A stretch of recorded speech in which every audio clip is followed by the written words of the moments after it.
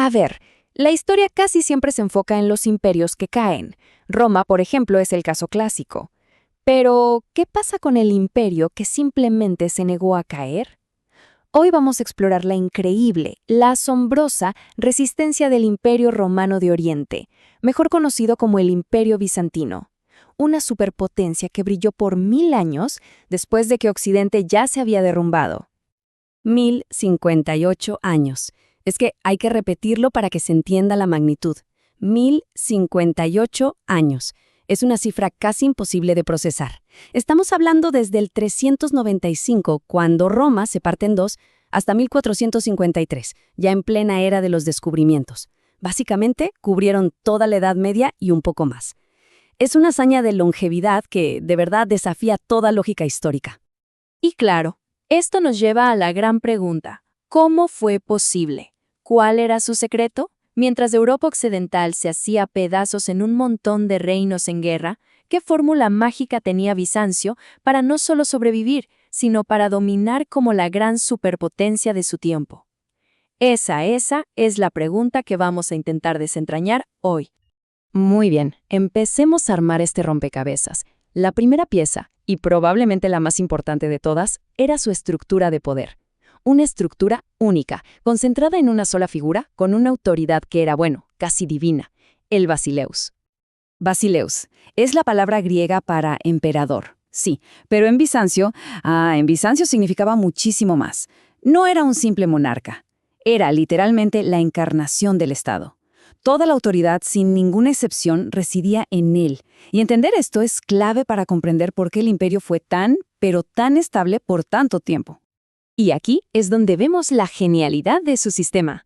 El Basileus usaba, tres sombreros a la vez. Era el líder político absoluto, el comandante supremo de todos los ejércitos y, esto es crucial, la cabeza de la Iglesia.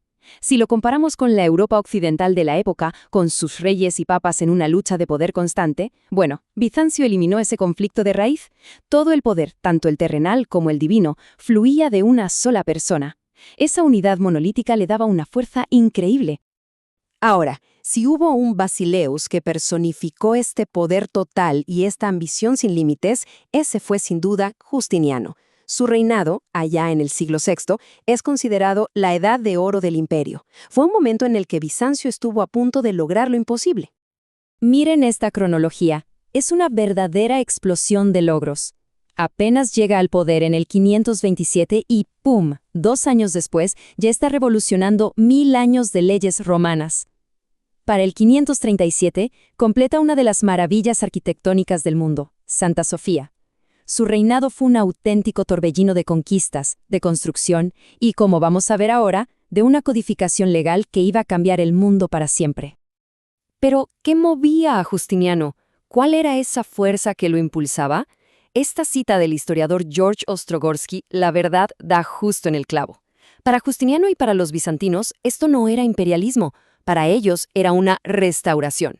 Se veían a sí mismos como los únicos y verdaderos herederos de Roma, y recuperar las tierras perdidas no era una opción, era un deber sagrado.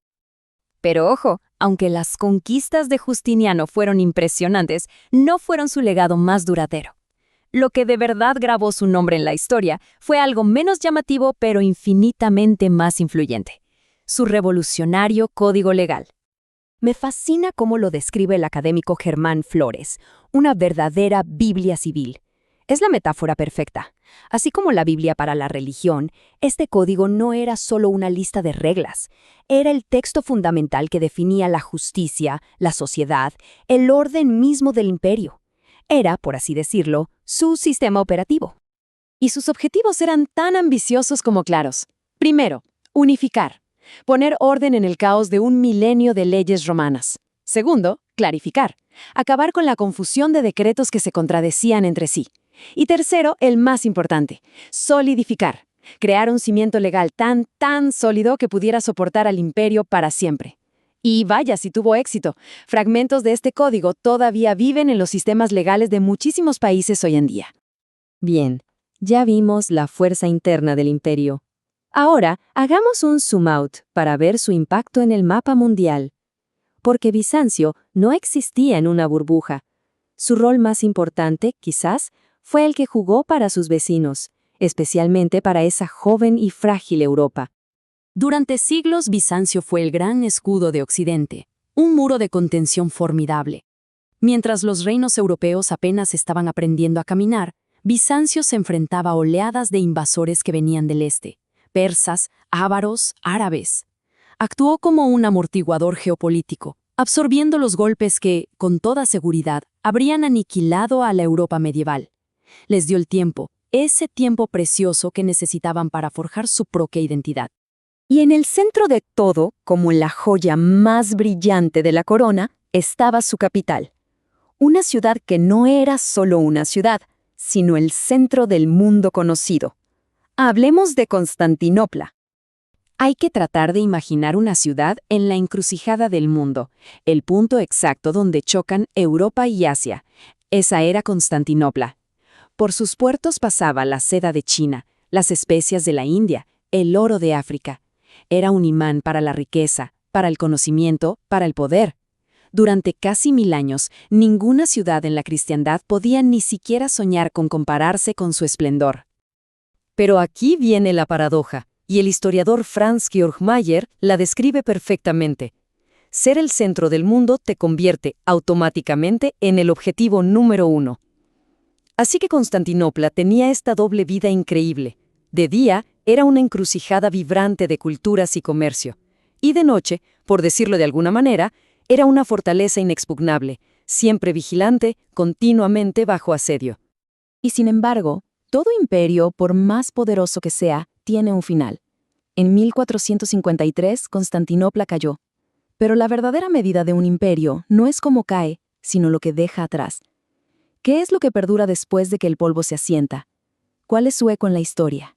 Y ese eco, créanme, es sorprendentemente fuerte. El derecho moderno, el arte religioso ortodoxo, la preservación de los textos griegos y romanos que después encendieron la chispa del Renacimiento, todo eso, en gran parte, se lo debemos a Bizancio. Así que la pregunta final no es si nos dejaron algo. La verdadera pregunta es, si prestamos atención, ¿en qué rincones de nuestro mundo del siglo XXI podemos seguir escuchando los susurros del imperio de los 1000 años?